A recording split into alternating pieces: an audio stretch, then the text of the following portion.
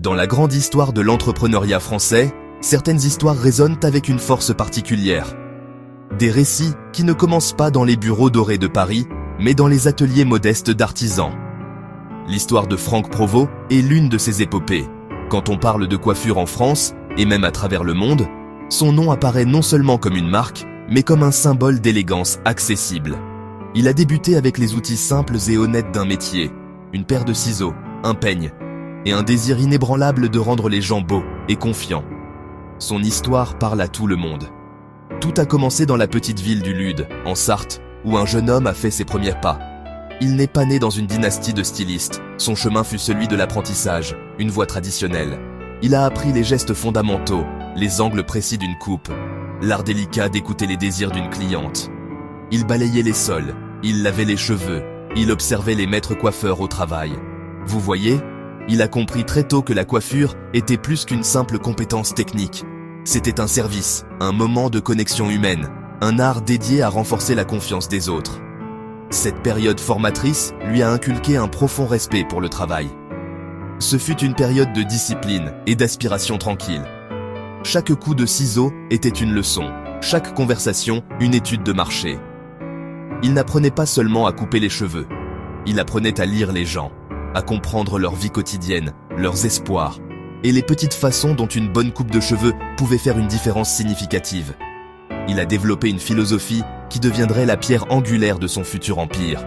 La conviction qu'une coiffure de haute qualité ne devrait pas être un luxe exclusif réservé à quelques-uns, mais un plaisir accessible à toutes les femmes. Cette idée simple, mais révolutionnaire, fut la graine à partir de laquelle une entreprise mondiale allait finalement grandir. Le jeune apprenti rêvait de quelque chose de plus, d'un lieu à lui où sa vision pourrait prendre forme. Il était animé par un feu intérieur, la conviction qu'il pouvait offrir une expérience meilleure.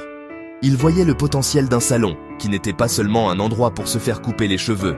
Ce rêve n'est pas né de l'arrogance, mais d'un désir authentique de servir et d'exceller. Les longues heures de pratique, les tâches répétitives, l'apprentissage constant, tout cela était des étapes sur une échelle qu'il était déterminé à gravir. Il se préparait, méticuleusement et patiemment, pour le jour où il ouvrirait sa propre porte et accueillerait sa toute première cliente, non seulement comme coiffeur, mais comme Franck Provost. L'année 1975 marque un moment charnière dans cette histoire remarquable. C'est l'année où Franck Provost a franchi l'étape la plus redoutable de sa carrière. Il a ouvert son tout premier salon. Ce n'était pas dans un arrondissement parisien prestigieux, mais dans la ville de banlieue de Saint-Germain-en-Laye. Cette décision était, en soi, une déclaration. C'était un pari sur la proximité, sur le fait d'être là où ses clients vivaient leur vie quotidienne. Ouvrir une entreprise est toujours un acte de foi, un pari sur ses propres capacités. Il a investi toutes ses économies et son énergie débordante dans cette entreprise. Les journées étaient longues, les nuits courtes. Il était la réceptionniste, le styliste, le caissier et le nettoyeur, incarnant chaque rôle pour s'assurer que sa vision de la qualité et du service était parfaitement exécutée. Le succès de ce premier salon n'était pas accidentel. Il a été construit. Il reposait sur une formule simple, mais puissante, qui serait ensuite reproduite des milliers de fois. Qu'est-ce qui rendait ce salon différent? Tout d'abord, la clarté et la simplicité du service. Franck Provost a introduit des prix transparents, avec des forfaits clairs pour un shampoing, une coupe et un brushing. Cela a supprimé l'anxiété et l'incertitude que de nombreux clients ressentaient. Le service lui-même était constant, professionnel et efficace. Les clients savaient qu'ils recevraient une coupe de haute qualité, exécutée avec une précision technique, à chaque fois. Cette fiabilité a rapidement construit une base de confiance qui est la pierre angulaire. Le bouche à oreille a commencé à se répandre. À une époque antérieure aux médias sociaux et au marketing numérique, l'outil le plus puissant était le bouche à oreille. Les clients satisfaits sont devenus les ambassadeurs les plus efficaces. Ils parlaient à leurs amis, à leur famille, à leurs collègues. Le carnet de rendez-vous du salon a commencé à se remplir. Les gens appréciaient l'atmosphère, professionnelle mais sans prétention. Ils se sentaient écoutés et respectés. Le pari initial portait ses fruits. Ce petit salon dans une banlieue tranquille devenait un phénomène local. Un témoignage du fait que l'excellence, combinée à une véritable compréhension des besoins des clients, trouvera toujours son public. C'était la preuve de concept d'une ambition bien plus grande. Ce succès initial l'a enhardi. Il a réalisé que la formule qu'il avait créée n'était pas seulement réussie, elle était évolutive. Qualité technique, des prix clairs et d'une approche chaleureuse et axée sur le client. C'est sur la base solide de ce premier triomphe qu'il a commencé à rêver plus grand. Il a imaginé un réseau de salons, tous partageant le même engagement envers l'excellence. Le succès du modèle de franchise a agi comme un puissant catalyseur, transformant une success story nationale en un phénomène international. Les années 90 et 2000, période d'expansion époustouflante. La marque Franck Provost a commencé à planter son drapeau au-delà des frontières de la France. Belgique, Suisse, Espagne, puis beaucoup plus loin. L'attrait universel du chic parisien combiné à un modèle économique robuste. Aujourd'hui, le nom se retrouve dans des métropoles animées. Tokyo, São Paulo. L'empire grandissait, un salon à la fois.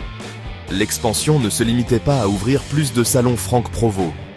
Provost a compris le pouvoir d'une stratégie multimarque. Il a commencé à acquérir d'autres marques bien connues.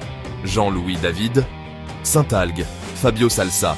Cette consolidation a créé le groupe Provaliance. Le groupe se positionne numéro 1 en Europe, numéro 2 mondial. Chaque marque garde son positionnement unique. L'ampleur de l'empire est stupéfiante. Environ 3000 salons, plus de 30 pays, environ 30 000 collaborateurs. Chiffre d'affaires, 1,5 milliard d'euros. Ces chiffres représentent des milliers de carrières et des millions de clients. Franck Provost reste le joyau de la couronne, avec plusieurs centaines de salons. Elle incarne élégance accessible et service impeccable. Expansion adaptée aux coutumes locales. Penser globalement, agir localement. D'un simple salon de banlieue à une alliance mondiale, passion artisanale et sens des affaires. La marque a une forte présence médias et événements. Festival de Cannes. Équipe Provost Coiffeurs officiels. Association avec glamour, célébrité. Mais la famille garde la star ultime. La cliente de tous les jours au salon, le mardi matin. Cette transformation remarquable d'un apprenti humble en magnate mondial illustre le pouvoir de la vision, du travail acharné et de l'engagement inébranlable envers l'excellence. L'héritage d'un artisan, leçon de vision et de service. En regardant ce parcours incroyable d'une simple paire de ciseaux, un empire mondial de la coiffure. Le groupe Provaliance, né de la vision d'un seul homme, regroupe aujourd'hui environ 3000 salons dans plus de 30 pays. Il assure la subsistance d'environ 30 000 personnes. Il génère un chiffre d'affaires annuel qui le place au sommet de son industrie. Mais l'héritage de Franck Provost se comprend mieux à travers des leçons simples et puissantes. Des leçons qui transcendent la coiffure et s'adressent à tout entrepreneur ou artisan en herbe. La première leçon, la primauté du travail acharné et du dévouement. L'histoire commence par l'humble engagement d'un apprenti. Il a maîtrisé les fondamentaux. Il a travaillé sans relâche. Il n'a jamais perdu son respect pour la compétence et l'art. Son succès n'a pas été fulgurant. Il a été construit pas à pas, coupe de cheveux après coupe de cheveux, sur une base de qualité et de cohérence. La deuxième leçon, une vision claire, centrée sur le client. Comprendre ce que les femmes voulaient, pas seulement une coupe de cheveux, un moment de bien-être, un regain de confiance, un service fiable et digne de confiance à un prix équitable. Décision stratégique, transparence des prix, modèle de franchise, création d'une académie de formation. Il a démocratisé l'élégance, rendant la coiffure de haute qualité accessible. La troisième leçon, l'importance du service.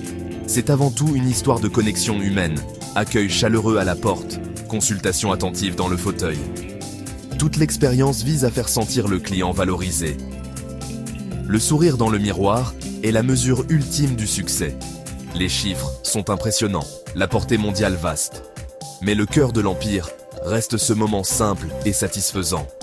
Alors que l'industrie évolue avec les technologies et les tendances, cet engagement envers le service est l'héritage durable. La dynastie Provost, une affaire de famille dans un monde moderne. Son fils, Fabien Provost, façonne l'identité esthétique moderne. Sa fille, Olivia, oriente l'image dans un monde numérique. Il garantira que le nom Provost brillera pour les générations à venir. De l'apprenti humble au magnate mondial, l'histoire de Franck Provost prouve qu'avec vision, dévouement et service authentique, même les rêves les plus ambitieux peuvent devenir réalité. Un héritage qui continue de grandir, une coupe à la fois.